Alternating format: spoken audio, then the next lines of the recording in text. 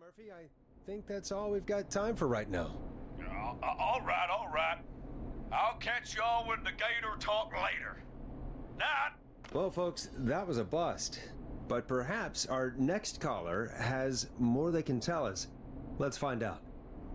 This is Forrest Nash, and you're listening. Please help me. My name is Casey Moore. I'm at 25 Nancy Drive. My best friend's been stabbed. He's bleeding everywhere. I don't know what to do. Please help me. Easy. Take a breath. Relax. Okay. We'd been out at the reservoir.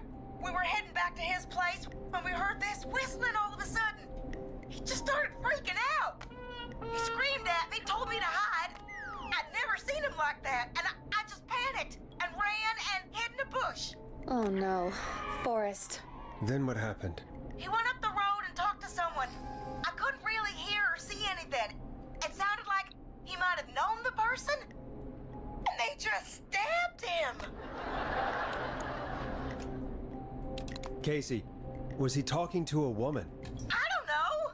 They had a mask and wore all black. That's all I know. Please, we need help here. I'll get you help, but I need to know. Where did the masked person go? They left him to bleed out. I waited until they were gone, then dragged him into the garage and called 911. Wait, why didn't she make sure he was dead? I don't know. I think I heard them say something like, "It's not so funny now, is it?" before they left, but please, he needs to get to the hospital. I can't drive, so we need an ambulance. Forrest, the ambulance was destroyed in the explosion at the gas station. You should get all the info you can. Can you tell us where your friend was stabbed? They stabbed him in the stomach, and then stabbed him again in his leg when he was on the ground, and it's... Oh, the knife is still there in his leg! What's your friend's name, Casey? It's Jason Parker. We'll be right back. Peggy, patch us through to the hospital. On it. Phoning St. Gabriel's now. Switch to line 2. Hello, St. Gabriel's Hospital. How can I help you? Hi, this is Forrest Nash from 189.16. We have a stab victim at 25 Nancy Drive named Jason Parker. He's been stabbed in the stomach and the leg. He's bleeding heavily. Oh, God, I'm sorry. But the ambulance is... well, you know. I know, but please, we need something, or he's going to die. Forrest, listen, you're going to have to get him here. We need to see him, and we can't get there ourselves right now. We don't have any way to drive him right now. And even if we did, he's bleeding out fast. All right, listen. We need to buy him time to get here. That means stopping the blood first, and then finding someone to stabilize him. To stabilize him, you really need someone with first aid training. Do either of you have any? No. Me neither. Damn it. I'm really sorry about this, but I have other patients who can't wait. All I can do is talk you through the procedure as quick as I can, and then leave the rest to you. You think you can handle that? Not even close. We don't really have much choice. Hit me. Okay, from the top. If he's bleeding out, then you need to get him comfortable and try to stem the bleeding. Hold on. Since my characters half of the time decide not to put down notes, I need to take my own notes, I guess. Bleeding. Lay him down. Hopefully the guy doesn't misunderstand what it means to lay him down. Apply continuous pressure directly to the affected areas. When the bleeding slows, get a clean cloth of some kind and hold it over the wounds. Get them comfortable. Apply pressure. Clean cloths when slowed. Got it, I think. You said he was stabbed, right? If the object he was stabbed with is still in him, don't take it out. It's stopping the worst of the bleeding right now. If anything, you should secure it so it stays where it is. I wouldn't have thought of that. It makes sense, though. God, that was a lot of info. But I think we can handle this. Glad you got it so far, because there's more to go. Oh boy! I'm still with you, Doc. What else do we need to know? If he's lost a lot of blood, he may enter shock. If he does, act fast. If you applied a cloth and it's bleeding through, don't remove it. Just apply another on top of it. If it's safe, elevate his legs to get blood circulating to his vital organs. Try to keep him warm. Get him to rest and reassure him. We need the patient to stay calm. All right. right. Don't replace bandages. Elevate his legs. Keep him warm and calm. This is a lot. I'm really sorry. That's as much as I can give you right now. Try to stop the bleeding, find someone to get him stabilized, and get him here as quick as you can. Good luck. All right, Forrest. Casey's still on line 1. Hello? Hello? Forrest, are you there? I'm here. How is Jason doing? Badly. He's still bleeding.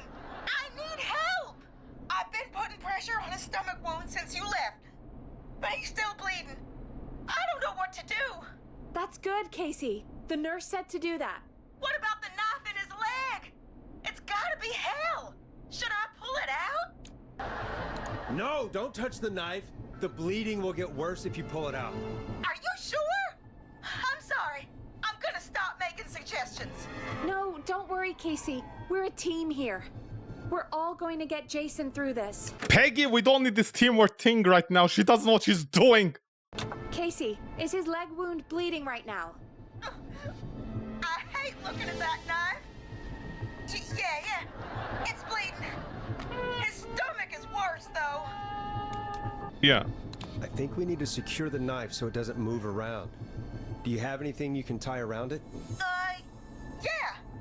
There's some laundry piled up on top of the dryer, some cloths on the hood of the car, and what else? I guess I've got my jacket. I don't know. Use what kind of jacket? Leather jacket? Laundry? What kind of laundry is it? Is there a belt in there? Use cleaning rags? No, you should keep the cleaning rags for the other situation, no?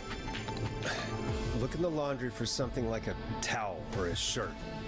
Hold that over the wound. Okay. Looks like I'm gonna have to buy you some new whites, Jason. Here we go. I'm sorry, Jason. It's secure. I'm putting pressure on his stomach again. Oh, I'm starting to think we might make it. Forrest, can I have a word?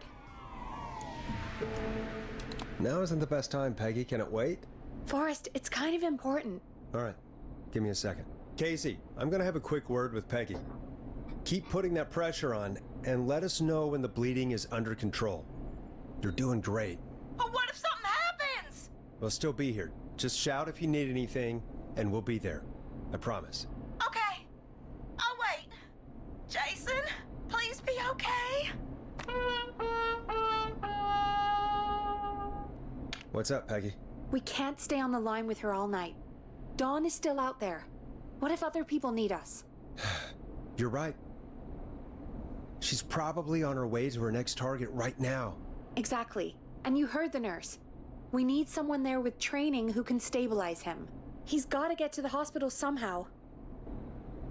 Any suggestions, Peggy? I might. A little before you started working here, KFAM did a mandatory first aid training course. Me and Karen missed it because we were away on a producer getaway. You skipped it, didn't you?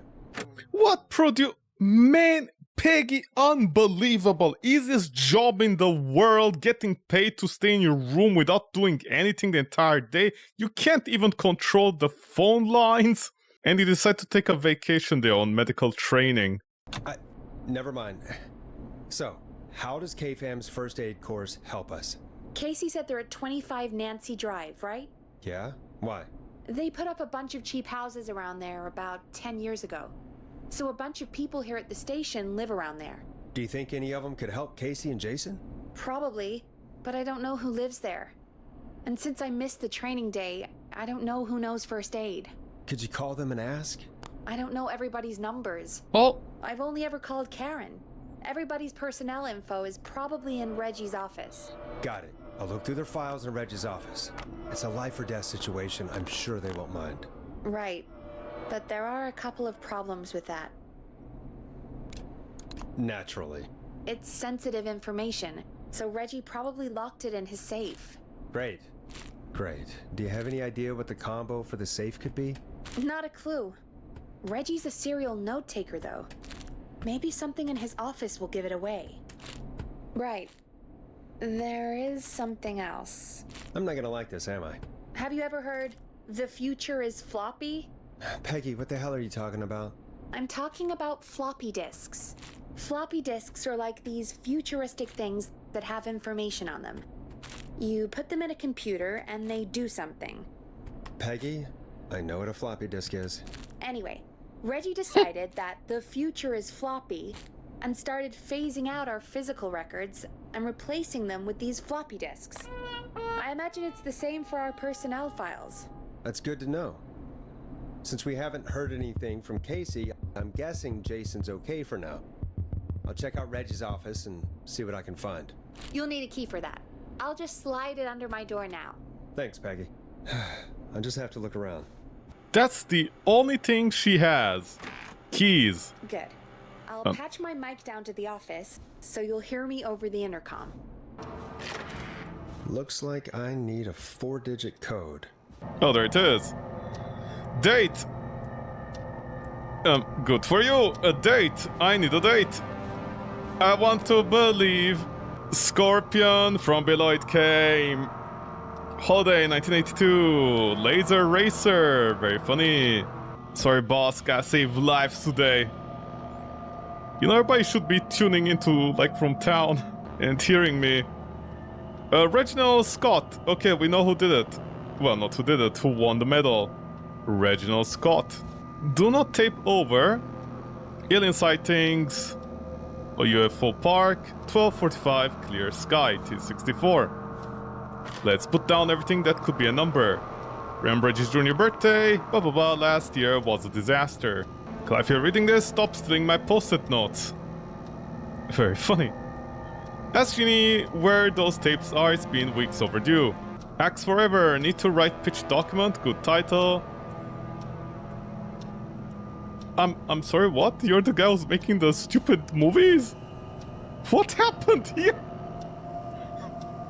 What happened here out of frustration?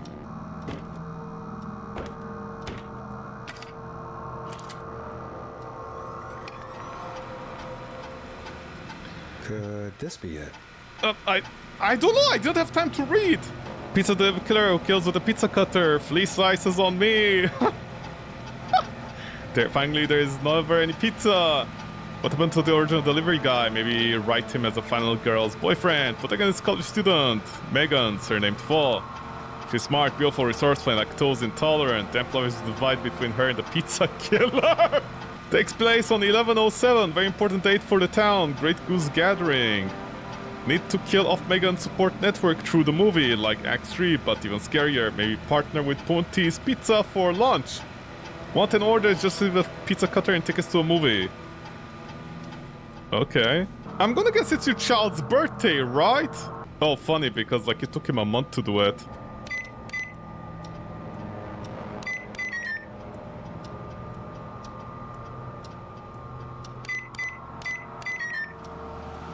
I'm sorry, your kid is not the most important day of your life? Okay. What was it, like 0 something? 11:07? Nice. The most important date for that safe is the day in which the town has the Great Goose Gathering. Let that sink in for a minute. His kid is not important, his fanfiction is. And Snoop on the... What was that? John refused to engage with the first aid trainer during the course. I know he was a war medic, but it was station policy to send everybody regardless. John apparently has a bunch of medical equipment at his home, and he procured from the military at the end of his service. Is that legal? Do I need to report him? Spoke to John again about eating the free samples that Brad gets sent to his reviews.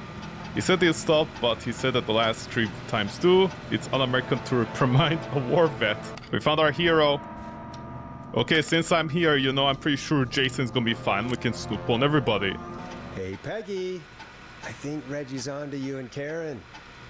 Maybe don't bring those little drink umbrellas into work for a while. What? Why are you reading my file?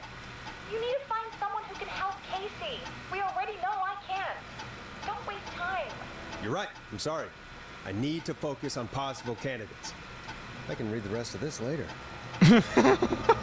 I've never seen somebody gel with their body as quickly as Peggy has. Her, Karen, and Barbara have really become a little family already. Maybe we need to run this station on girl power. Hopefully it's cheaper than electric.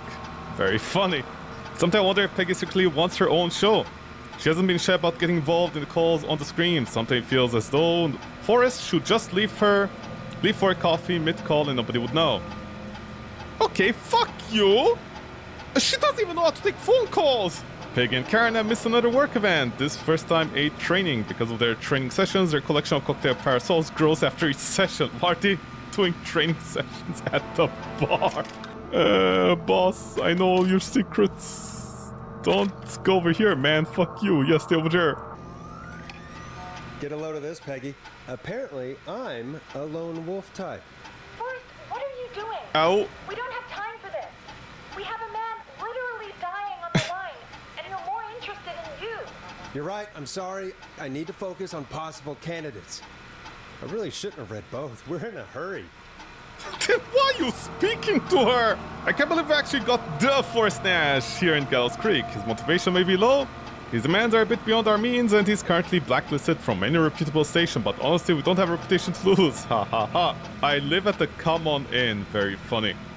Forrest isn't really integrating with the team, seems to have this lone wolf thing going on. Heard him call Jeannie Janie, Janine, and Brenda in his first week. Hopefully this changes when he gets settled. I paired Forrest with Peggy for his show. They seem to have developed a relationship of sorts pretty quickly, which is good because we sure don't have the show budget to pair him with Karen. Who is Karen? And why does she sound not important? Karen has really stepped up her duties in recent months. She has fully taken on Hamish's show alongside the Timberline twins ever since Wes left us. Hopefully she doesn't get any ideas about being paid double. Karen has started mentioning Peggy. I think this will be really good for Peggy. They're even doing team building, training getaways to improve efficiency with their little umbrellas. Update, I'm starting to suspect that these producer training getaways are being strategically planned. They have now both missed Secret Santa, First Aid training, and the Teddy Gallows Jr. Station visit. Peggy, are you seriously not celebrating a child's birthday that Dad brings at the office? When I hired Brad as our station's food critic, people said I was crazy. We only have 3 takeout places in a diner, what's the point? To them I say, you can't be afraid to explore the darkest reaches of the unknown. Or Henderson, is that euphemism? Bradley and Barbara seem to be spending an awful lot of time together. I didn't realize she was so interested in Brad's work, wink wink. Maybe I should join one of their after work meetings sometime, unless it's a threesome. I've always wanted to learn more about the food. Brad and Barbara ended up missing most of the first aid training session. Brad made a joke about practicing mouth to mouth and Barbara got really upset and stormed off. The joke wasn't that bad. Lol mouth, the boss is stupid. He doesn't realize what's going on. Lol mouth, stupid bosses. Barbara is really getting on well with all the staff here, but he gave her great feedback at our last review. I get the feeling that there's something going on with her and Brad. Call it a hunch, and Peggy's jealous. Barbara got another cat recently. She must have at least 5 now. Daisy, Murphy, Penelope, Freddy, and Lord Winston. I'll need to monitor productivity going forward. The cat photos are a big distraction for the rest of the team. Oh, very funny. Barbara laughed when I told her about the concept for my new horror script. I don't care what she thinks. A story about an alien egg at the center of the earth set to hatch on February 30th is a great idea. Why else would you avoid having a February 30th? I can't tell if that's a genius idea. You know, like billions of years later, instead of having February 29th. Right? 29th, right? I can't tell if the script is genius, you know, like 4,000 years later, February 30th. It happens, it's too much. Finally the egg is hatching. Or our boss is stupid enough that he doesn't know why February 30th doesn't work. Here boss, here's all your documents. By the way, what was that sound? Who cares? A sound is a sound too. A tiny umbrella to defend myself with. Hold on. The first line of defense. So basically, did nobody join the training except that one guy? Right? You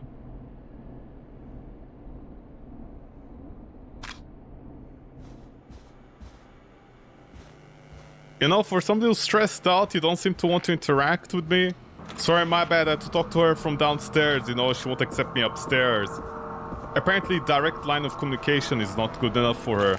You stupid broad. Hey, Peggy, you there? Yeah, I'm here. Did you find what we need?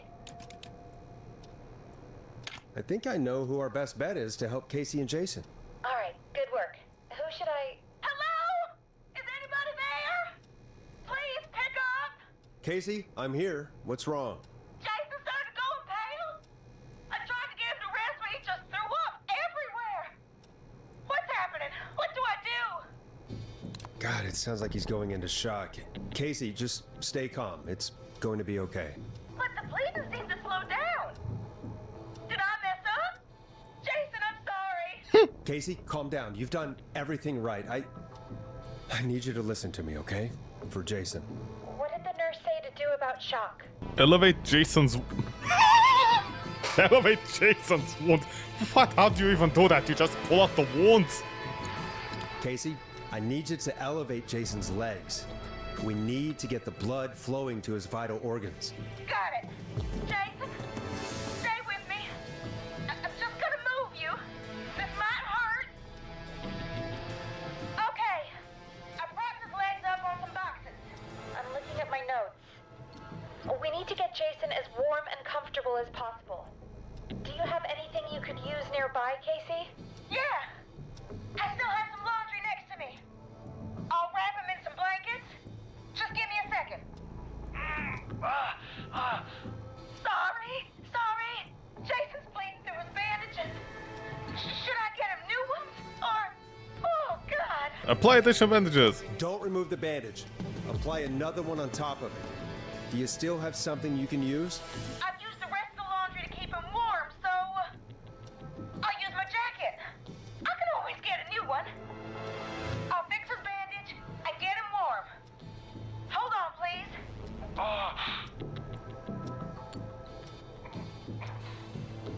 Sorry. I'm done. You're gonna be okay, Jason. Just relax now, okay? Oh, I'm scared. He's not doing well. Is he gonna... Jason is going to be fine.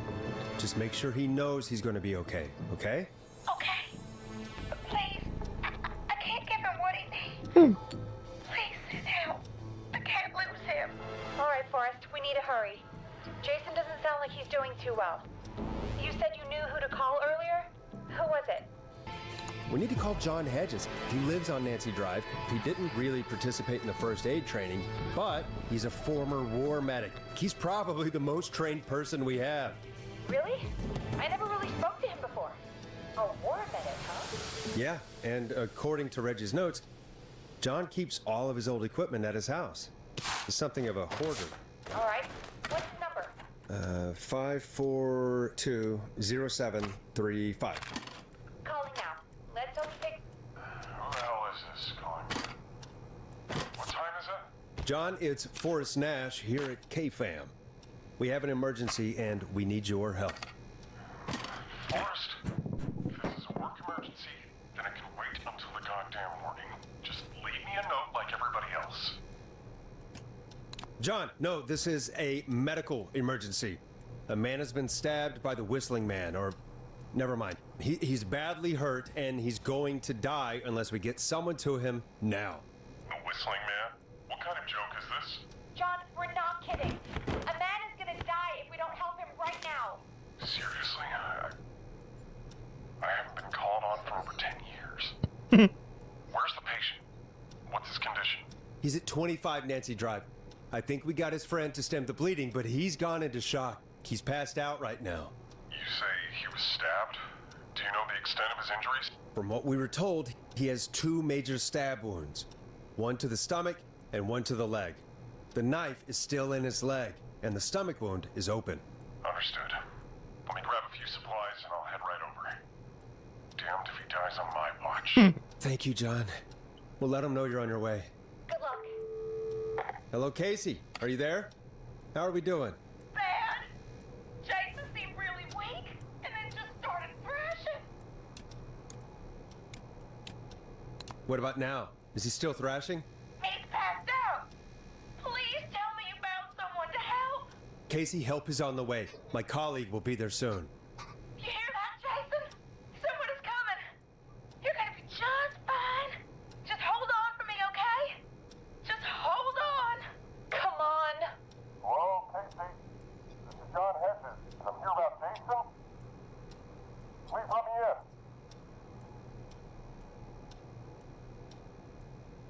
guessing that's Jason there. Casey, I'm gonna need your help. Forrest, Peggy, don't you two worry. We've got this from here. Okay. Forrest, we'll call you back later. I have to go now. Good luck, everyone. God, I hope he's gonna be all right. And with that, the show moves on. We're sending our best wishes to Jason. Well, after all that excitement, I think we could use some music. Come back upstairs when you're ready. I'm sorry, the intercom is connected to the radio station system. Hey, guess what about your important date? Fuck you. Ow! We're on the air, huh? Huh? How are they hearing me through the intercom? I better put a record on. Okay, I thought we were on the... Okay. Coming up for your listening pleasure, it's Caged Tiger with their single, One Last Goodbye. Bye. It's getting pretty late. This might be your last break for the night, so try to enjoy it. Give me a buzz when you want to go back on air. I never played Harvest Festival. Right? Yeah, I never did that. The world-famous annual Gallows Creek Harvest Festival is back! We got it all out on Giblet Field. We got the Little Miss Harvest Pageant, Princess Harvest Pageant, Harvest Queen Pageant, Cotton Candy, Corn Dogs, Cornhole, Corn on the Cob, Crokinole, Country Music, Can Jam, Jams, Jellies, Jamborees, Juggling, Roller Rickies, Roller Disco Lessons, Praying. We got baby crawling, balloon popping, balloons for sale, beard contest, horseshoes, hayride, hay toss, hey you there, safe donkeys and ponies, apple bobbing, firearms, fireworks, funnel cakes, fried dough, seed spitting, sand licking, cracker cramming, and cat shop. And fake tattoo, face painting, puppets, petting zoo, amazing maze, square dancing, story swapping, spelling bee, quilting bee, and sewing circle, pie eating, lawnmower racing, hot dog eating contest, flower contest, and of course our famous Gourd Measure-Off. The festival is brought to you by Mayor Linda Cartwright, sponsored by Gallows & Sons Factory, and dedicated to the memory of Garrett Miley, tragically taken from us last festival. No feedback on that. Okay, good for you. Let's roll. You got it. We've got another call coming through, too. Welcome back to 189.16, The Scream. I believe we have another caller on the line. How are you tonight, caller? Forrest! It's me, Roller Ricky. Oh, and Maxie's here too. Are you okay? Not under attack again, are you? Oh, we're good, man, thanks to you. You're like our guardian angel. That wouldn't be a bad look for you, Forrest. A little White Wing Halo number? Maybe something for the K-Fam Halloween party. All right, everyone, let's calm down. Ricky, I'm just glad we could help you and Maxie. Is there anything else we can help you with, Ricky? Actually, I think I have some info that might help you. Oh? What's that? You see, man, me and Jason know each other. You know each other? Yeah, we went to Gallows High and played on the football team together. He was a gnarly offensive linesman, and I was our star wide receiver. Runner Ricky, they called me. All right, and what does that have to do with tonight? Well, because George, the guy who drowned, he was on our team too. Tell me about him. What was George like? I didn't know him for long, man. Sad to say. We had our first team party on the night he drowned. He seemed like such a good dude. Ricky, were you there when George drowned? No, man. Once the party turned, I beat feet out of there. Man, I remember George and his girl there. There was a whole lot of love, man. I could see it, you know? Ricky, listen, this is very important. I need to know everything about her. I didn't really know her before, or see her after that. I never even got her name, man. I just remember he called her Bean. Then what did she look like? Please, tell us anything you remember.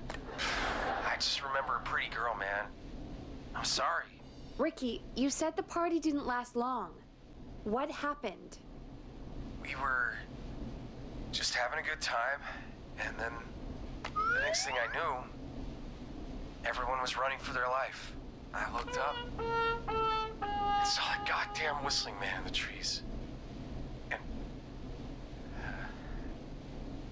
I never ran so fast in my life. I ran straight home.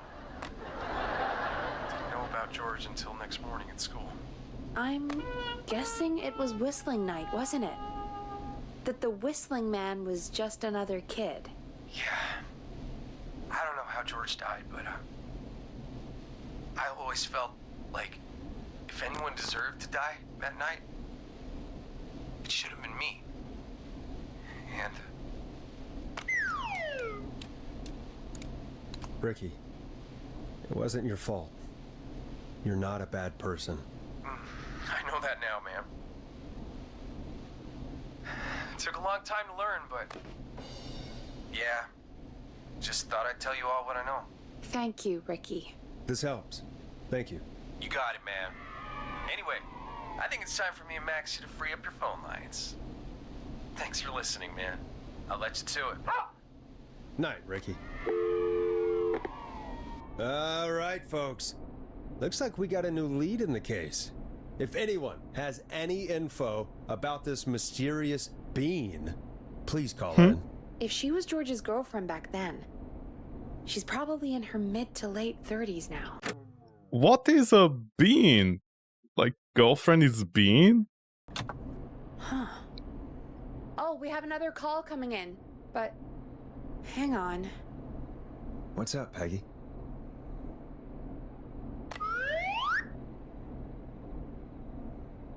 Peggy? You're gonna want to take this call off the air. Who is it? Just do it. All right, folks, it's time for another track. Here's one to help you sit back and relax. We'll be right back after this. I should win a Netflix Emmy for this, honestly. You're gonna love this next track. I hope this is good news, Peggy. Who have we got? Find out for yourself on line 1. Hello? Forrest, I'm glad I got back through to you. Sounds like it's been a busy night, huh? Surprise! It's Leslie, our 911 operator, leading the charge from Henderson to come save us. It's so good to hear from you. Are you okay?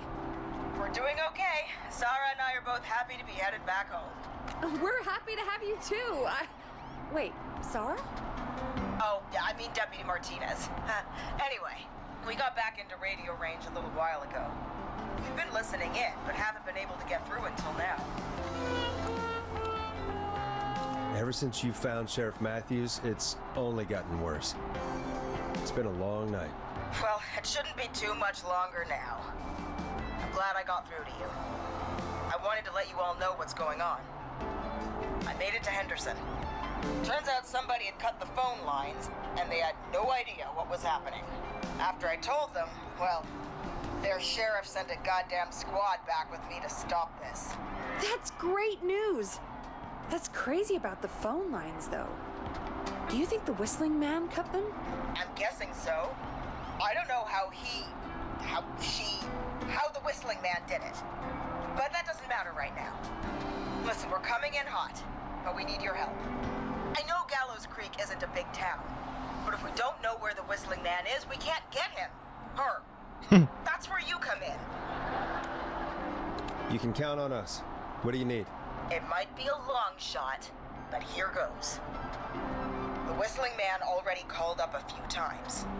I bet she calls again. We're still a little ways out of town, so if she calls, stall her. Buy as much time as you can for us to get in. And while you're talking to her, try to figure out where she is. We'll be listening in, so once her location is known, we'll head straight there and end this nightmare. I'll do my best. I know you will. Heck, I can see the headlines now. Forrest Nash's interview of a lifetime. Anyway, I'll radio the other cars and tell them the plan is a go. Hopefully the next time I see you, it'll be with our killer behind bars. Take care now. We'll see you soon, Leslie. Thank God. It sounds like this is almost over. We're nearly through this. I hope you're right. The sooner this is over, the better. I am right. Trust me. Anyway, we should get you back on air. Taking callers is the only way to see this through. When you're ready, shut the music off. Bringing you back live now. Welcome back to The Scream with me, Forrest Nash. The line is lit up, but before I get to our next caller, I just want to say things are looking up. It's almost over. But for now, let's bring in our next caller. Why would you give away that? Evening, caller. This is Forrest Nash. Hello, Forrest. This is John Hedges. I'm here with Casey. I wanted to give you an update on Jason. John, is he gonna be okay? He's a fighter. He'll be fine. Got him stabilized and resting in a bed. Preparing to move him to the hospital. Thank you so much. If you hadn't been there, then... God, I don't even want to think about what would have happened. Of course, Casey. We're just happy he's okay. John, Casey, you two did all the work. Tell Jason to get well soon from us, whenever he's up for it. Well, why don't you tell him yourself? Is this Forrest? Jason, we meet at last. It's good to hear you, Jason. How are you? Oh, well, you know. I've got a hole in my stomach, and there's a knife in my leg, but John gave me something to take the edge off. So, I might feel even better than either of you. Oh. Take it easy until you get to St. Gabriel's. I will. But, before that, I needed to call you. I'm guessing the Whistling Man is still out there? Yep. As far as we know, anyway. I was worried you'd say that. God damn it. Actually, I'm glad you called. I wanted to talk to you about what happened earlier. Go for it. We spoke to Roller Ricky not long after you were attacked. You spoke to Ricky? Is he alright? He is now. I mean, he was attacked earlier, but this call came after. Hey, guys, I'm really sorry, but there's a call on the other line. I just need to make sure we don't have another situation brewing. You fill Jason in on what happened. I'll be right back. Sure, Peggy. Sorry, Jason, where was I? Yep. Ricky's fine. You don't need to worry about him. That's a relief. He told us about George. Sounds like everything's finally coming out now. It's been tough to hold it all in. Sounds like you've been holding back about something awful, Jason. I'm part of the reason my best friend is dead, Forrest. And the few who knew about it said if I ever said anything, I'd find myself in jail. For a long time. It was hell. And then the town just moved on. Like he'd never existed. What happened that night? I went along with the stupid prank, that's what. Whistling night. Some of the guys on the football team had an idea for a way we could haze the newcomers. Decided to plan a party in the woods. Have the Whistling Man crash it. It was stupid. We each had a role. I was the stabbed friend. The party that night, I left the group for a second. Met our Whistling Man. Pretended to get stabbed in front of everyone. Started an almighty panic. Those screams. That was the last time I saw or heard George alive. How did George die, Jason? I don't know. I was playing dead. But when I heard her scream... Ricky mentioned a girl named Bean. Is that who you mean? Bean? Oh yeah. I guess George did call her that. Yeah. He called her Bean. I heard her again tonight, Forrest. Her name was... What? What happened? Are we still on air? No, we're not. Seems like the power is completely gone. How do we get it back on? I don't... Oh, we can use the emergency generator down in the basement. Reggie picked it up a while ago, in case we ever needed to do an emergency broadcast. An emergency broadcast? Emergency? You know, nuclear war, alien attack, broadcasting a serial killer's location to the cops so we can end this nightmare. Fair point. It's in the storage area, in the far back corner, up on the wall. You might have spotted it earlier when you were digging around for all those tapes. It'll have a big red button. Just press that. I'll see you when you're back. Boom. We've got power.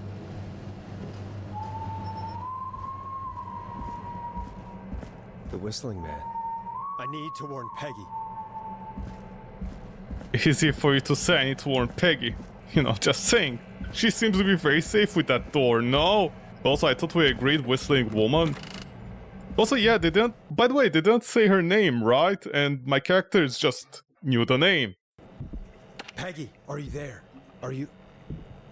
Peggy! I need to get back upstairs. Let's see if we got ourselves a giant rat.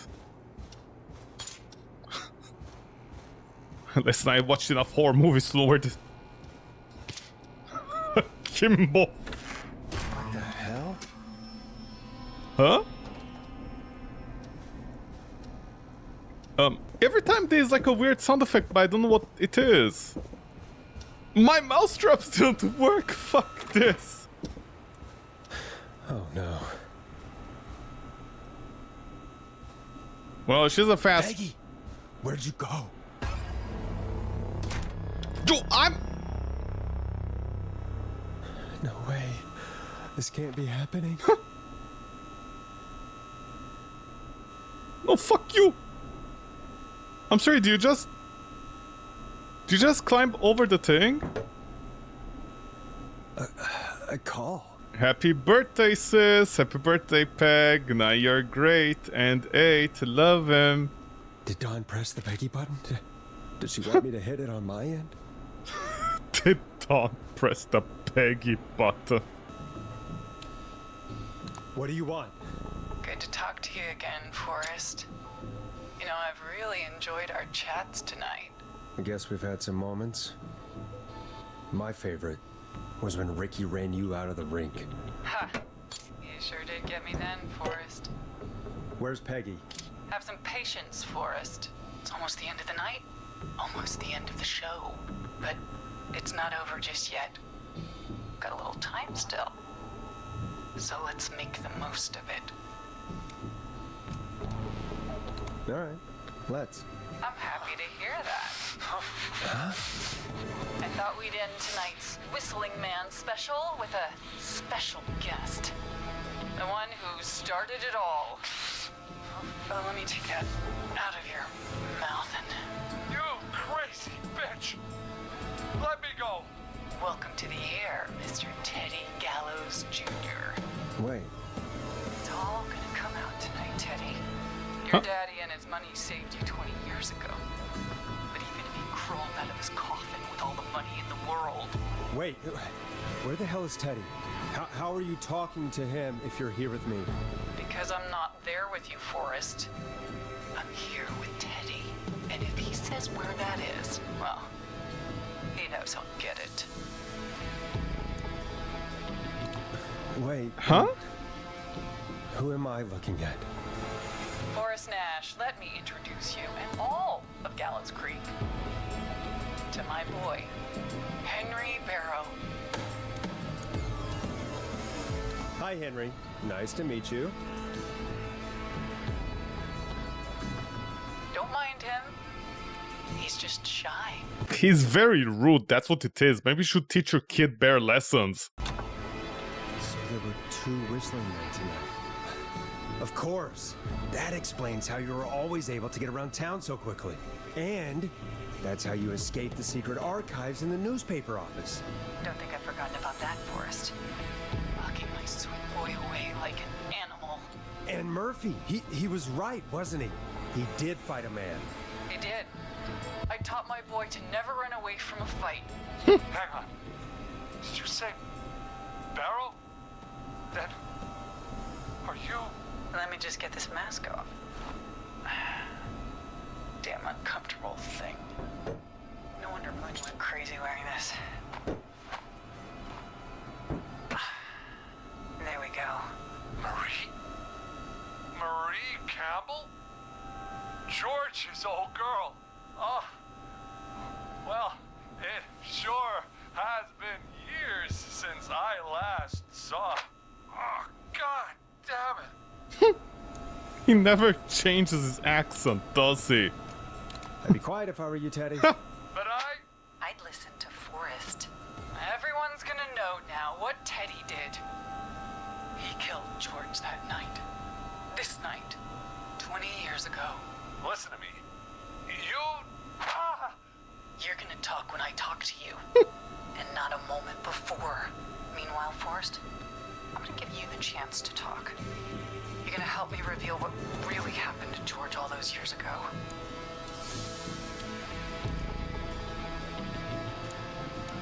Okay, Marie.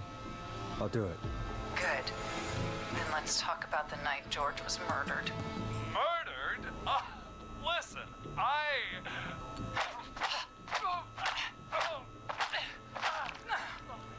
It sounds like he's getting off to this, honestly. I wouldn't slap him for you. I said you speak when you're spoken to.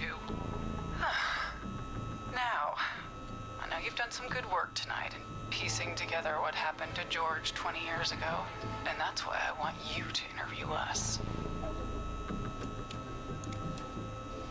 If you say so. I'm not really in a position to argue. I'm happy we have your cooperation. Do a good job. And hell, you might be the only one to leave here alive.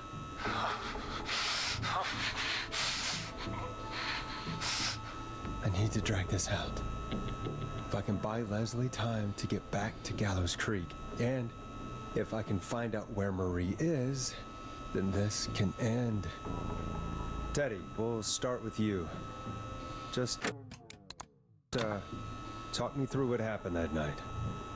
How did it start? how would I know? It was 20 years ago.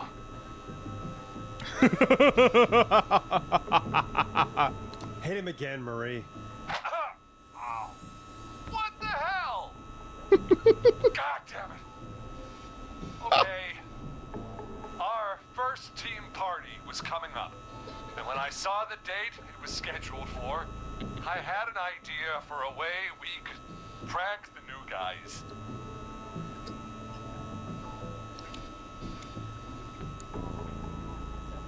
What made that night special? That was the night Mooney went missing. We couldn't pass it up. I was just surprised no one had ever thought to do it before. Wait. You mean this was the first whistling night? Keep talking, Teddy. We went up near Whistling Point. God, who was there? Me, Jason, and George, of course. But George didn't come alone. He brought Marie. And Roller Ricky. He was there too, wasn't he? Yes, Ricky was there too. Runner Ricky, our wide receiver. I helped him off the bottle, you know. Because I'm a decent man. Is that so? Yes, it is.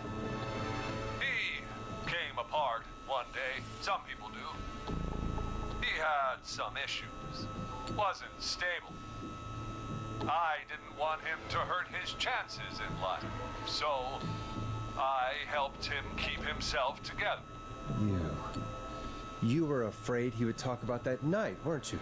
Keep talking. About midway through the night, we put the prank into action. We looked up at the trees and saw Jason there. Bloody, like he'd just been stabbed. And the whistling man. Everyone ran, screaming. George and I and Ricky, we got left behind. But Ricky was in on it too. I know he was. He and Teddy were as close as anybody. Teddy must have told him the plan. Did you ask Ricky if he knew or not? I didn't see any reason to. Why? Because Ricky phoned up earlier. He didn't know anything about it, Marie. What? He had no idea what was happening. He said he was as terrified as anybody. Isn't that right, Teddy? You didn't tell him, did you? Ricky never could keep his mouth shut. If we told him, he would have given everything away. But he... well... It doesn't matter. He didn't run his mouth enough to tell anybody about it afterwards. He's still guilty. It was just a stupid prank. Hit him again, Marie. God damn it! You made George think Jason had been murdered. He thought his best friend was dead. And so tonight you stabbed him for real? It's the role he wanted to play. Jason's still alive, Marie. He was with a friend. We talked her through how to stop the bleeding and got him professional help just in time. Oh. Well, shame he didn't have the good sense to die earlier. He's gonna regret that. Enough about him. Me and George took off running, but somehow we got separated in the woods. I ended up near the bottom of Whistling Point, and when I noticed George wasn't with me, I panicked. And then, I don't know how he snuck up on me, but the Whistling Man grabs me. I scream, and he starts laughing, telling me it's just a joke. I could stall for time here. How did you feel in that moment? I felt like nothing was real. I felt small and confused, and Tell me what happened next. I suddenly recognized it was Chuck.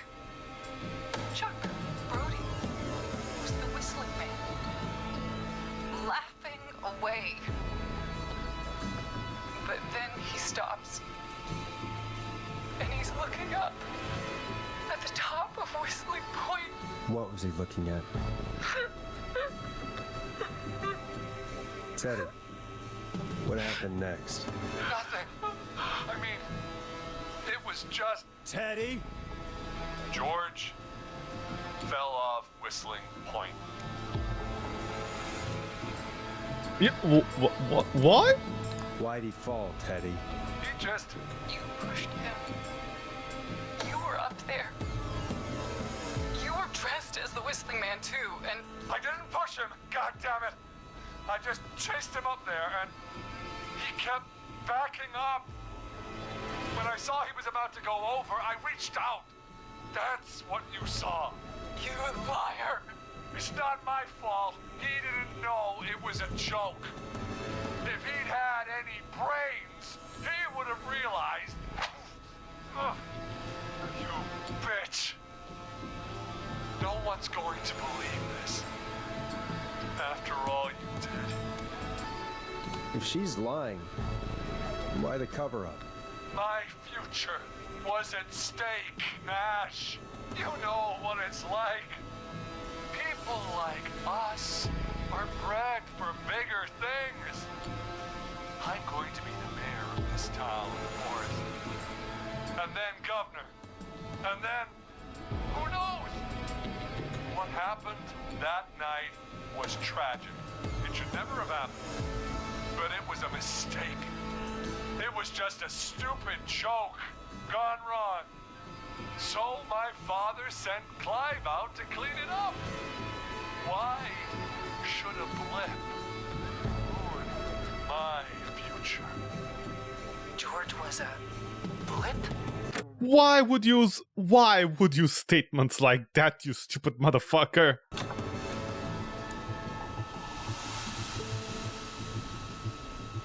He wasn't a blip, Marie. His father covered it up from there. I searched for George's body all night, but Sandra found him the next morning while out jazz running. she found him in the river, but she lied about that to protect Teddy.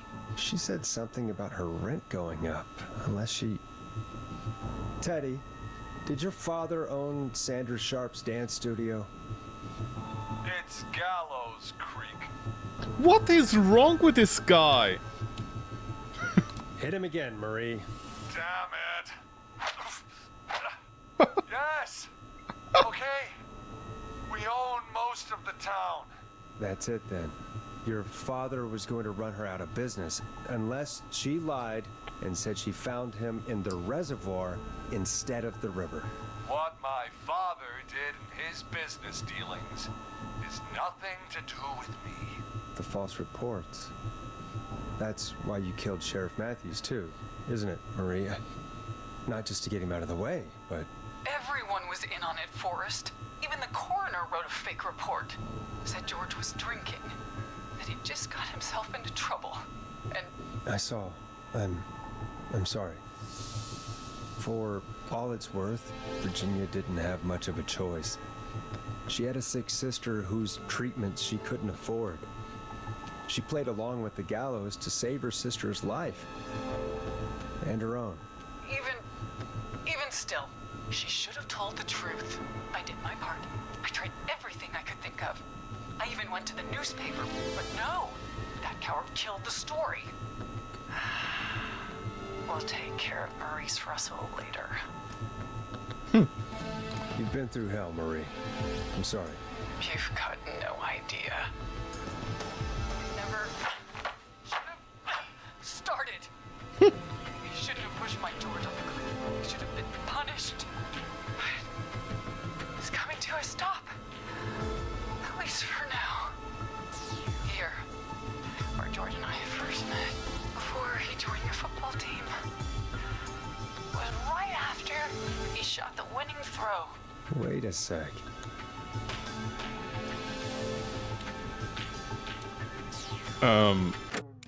I don't know where. But you gonna make the choice for me.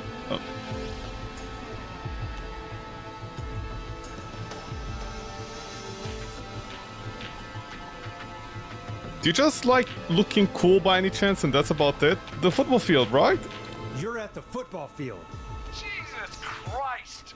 Forrest, you idiot! We're in the gym at Gallows Creek High! I told you not to do that. Wait. Well, how is it my fault? What do I know about American sports, huh? Everything looks the same to me. We're at Gallows Creek High, in the gymnasium. That's right, Forrest. Not that it matters, but yes, we're here. Anyway, I think that about wraps up the interview with Teddy. So... Marie? Where? Oh my god. Peggy! Teddy? You've gotta help me. Quiet. You'll talk more later. Now I have to talk to someone who mattered more than you ever did. Peggy. It's been so long since I've seen your face. I worried you wouldn't come. Marie! Oh my god. I thought you...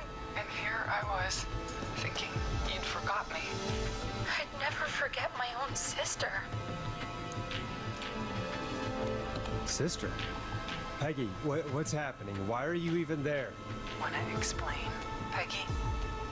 Earlier, while you were speaking to Jason, I got a call. Do you remember? Well, it was from Dawn. She said that my sister Marie was there that night George died, and that I should come to the gym for a reunion.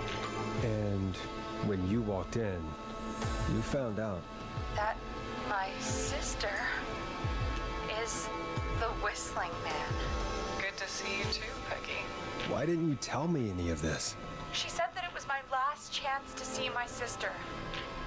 I knew if I told you, you'd try to stop me or come with me when we need you on the radio. And I just... Oh! I'm sorry. This has to be a lot for you. I just... What happened to you, Marie? You just disappeared one day. Disappeared? I was thrown out, Peggy. I begged Mom and Dad to do something about what happened that night, but did they care? No, they told me to stay quiet. They only cared when they learned I'd been with George, and... Marie, I'm so sorry. It's not your fault. Really, it's Mom and Dad I should be seeing right now. But since they're dead and gone, well, I'll have to settle for the next best thing. Wait. Is that why you went after that kid in the maze? Eugene Stein? Because his parents? That's right. Eugene's parents were there that night too. But they got themselves killed in a bus accident. And since only their child was left, Murray, please. Mom and Dad are gone, Peggy. Besides, you forgot me. Just like the rest. You forgot. Marie, Peggy never forgot about you. Keep your mouth shut. She kept a card from you. She kept it here on her desk. What card? The card you made me for my 8th birthday. What does it say then? Happy birthday, Peg. Now you're great and 8. Love, M.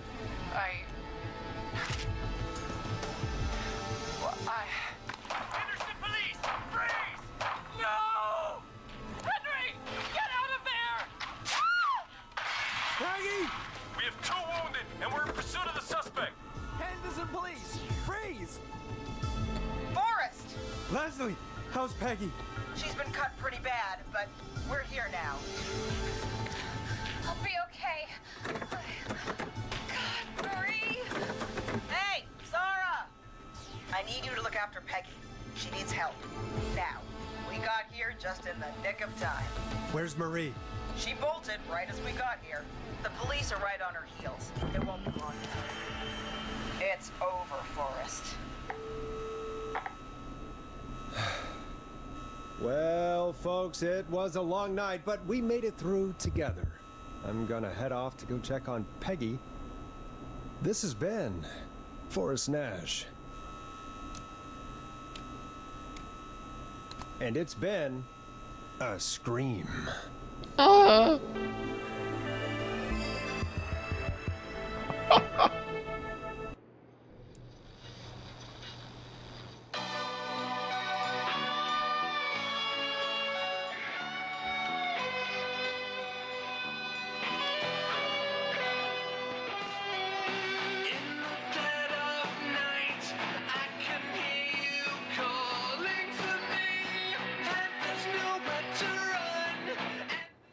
Officer Trout, come in.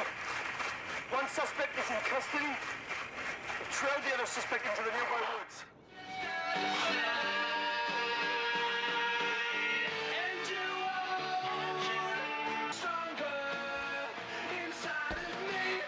It's a killer frequency.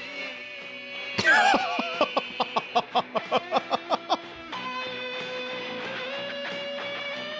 have the suspect cornered at the top of Whistling Point. Is it the mom or the son? Was it the son? I actually didn't. Stop! Put your hands in the air! Get down on the ground! How am I hearing this? Oh, a police scanner. Don't move! Nobody else has to get hurt! I mean, you're cops, you have a gun. No, stop! Suspect has jumped! Amazing TV. It synchronizes with the police scanner. Officer Lugo, do you have a visual? Negative. No sign of the suspect anywhere. Don't worry, somebody will jazz run and find a dead body next day.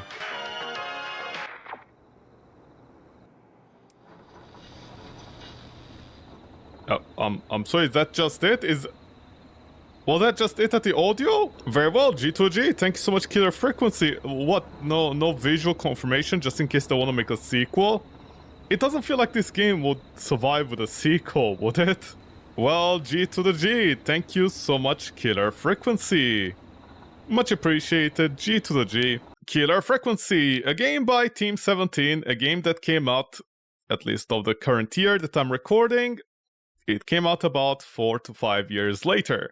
So, how big is the game? The game is about 3 gigabytes, 2.7 gigabytes. Honestly, that's surprising. I thought it was an Unreal game, but apparently it isn't. So, Does it have like different audios? I'm not sure if it has different audios. I'm gonna guess here's all the audio acting. It's about 300 megabytes. Also, I'm gonna guess the audio is like all high quality and stuff. So all the audio is about 400 megabytes, which means the game is actually 2 gigabytes by itself. What are you, Ripley? Character, producer, Peggy. Why do you look like Ripley? Okay. Yeah, killer! Let me guess, people rip out the model and put them in their fan fictions. You know, with all that luscious, beautiful hair. Very surprising they never used the killer once against the player in the game. It's fine, G2G. Nothing else to say. The usual standard, you know, with indie games. It has a strong start. Then halfway through, it has like weird... Like, you know, you can tell like the developers skipped on some cleanup. Like checkups, cleanups, you can tell that. Like, for example, the characters reference sometimes names that you didn't ask. Or they won't have the log. They won't like say, like you know, they won't have they won't say like what the character said previously, even though previously the character said something it wrote down. So of course there are always those like random sections. And the ending, of course, feels a bit rushed. Like, I don't know why Peggy, for example, didn't just write down a note. I went to the gym. Little stuff like that, it's fine. Whatever. Plus, you can save whenever, which means save scumming is a thing. Unfortunately, like, there are definitely some weak sections in which the puzzling didn't make any sense. Like, especially with the car section. Where, yeah, the car section, you know, the one with the old man that has to go save the other guy, and apparently the woman living the furthest away from the disposal waste is the one that is the answer, not the one the closest, apparently, because she doesn't know how to, like, drive the road or something. I don't know, because, you know, like depending on the country you live, construction road can mean something else. I guess they were just closing off the entire road construction as one straight line, which means nobody in town can cross to the other side, but whatever. It was fine, because it could save, it wasn't taking itself seriously. Definitely the story and the voice acting was what was carrying it, not the other parts, definitely. You know, yeah, it was the story and the voice acting of the characters, like the advertisements. So, the reason the game was also this big was because the game had 4K textures. The game had giant 4K textures and 2K textures. These are huge, but the game was running at perfect 60. I guess because they didn't have too many special effects, you know, it was just like basic Lambert shader and they called it a day with some textures. Ow! I hit my head. And a lot of light maps. Light maps, yeah, whatever. There's nothing to say, honestly. Phobic Authority, Payback, Commercial, The Watchers, The Maddening, Ooze, Robots, The Ants, Bleed, Frog, Justice, Jealous, The Sleep, Fetal Flesh. Oh, Feral Flesh. Maisie Cartwright as Dawn. Did Peggy ever say her last name? Oh, right, she said that she got the other person's name, you know, as and George. See, this is all foreshadowing. I don't know why to be just there, like that. But it was. Pixel Pop, I'm gonna guess I missed the song or something somewhere. Ah, there are more cats all over the place that I didn't see, and at least several dogs. Good for the developers. Is this one of the developers? You know, I honestly thought the game would be longer, it isn't. The game didn't stretch itself out, which is something I can also appreciate. And of course, if you want to go for the other endings, you can do that, but unfortunately I won't because I think that's the one cardinal sin the developers did, which is the developers forgot the ability to skip dialogue or text in order to see the other endings without requiring another 6 hours to do it. I can look up the Steam page, there's honestly nothing to see. Killer Frequency by Team 17. If I'm not mistaken, these are the publishers for also Blasphemous, right? I think Team 17 by now has a very big eclectic portfolio.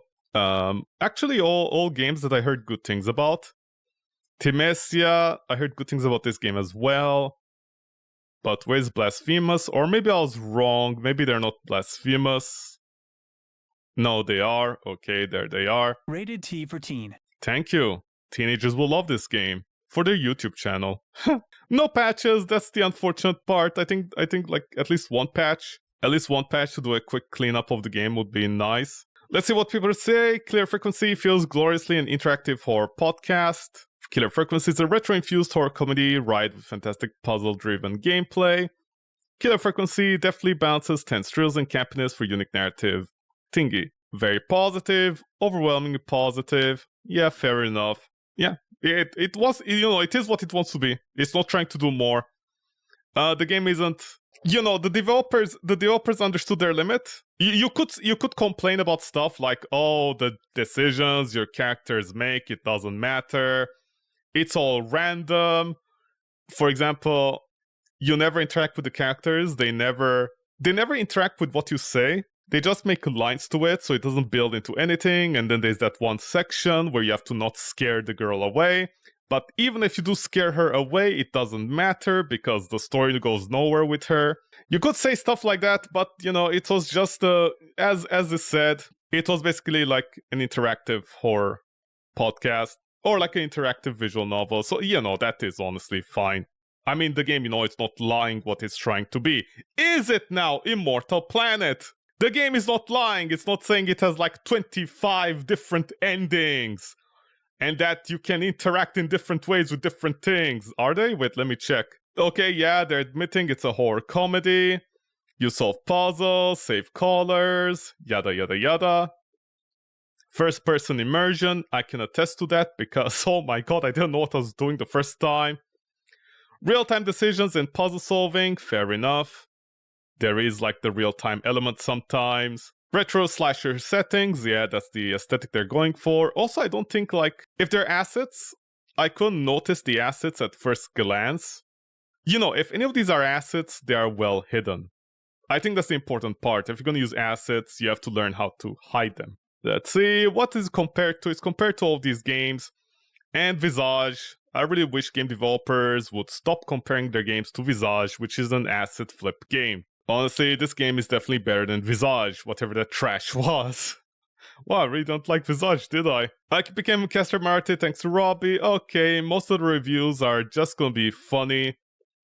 So in this case, since it has very positive reviews and people like it and yada yada yada, I'm gonna check out the bad reviews. The reason I do that is to see what would be something that might make sense. Courier Sachs, very funny, says, 4 hours later they say, whatever you do, don't rebind your keys because there's a chance it will bug the game and keep it from launching past the splash screen. As I said, most likely we'll need a patch or two at least. Hopefully the developers aren't like Suffer the Night developer, which up till today, they never updated or fixed Suffer the Night. Jiggles, very funny, the clown says, slow pace but not in a good way. The premise is thin and the writing is patchy. Not really. I do not understand if campiness is meant to be funny or if it's a result of bad writing.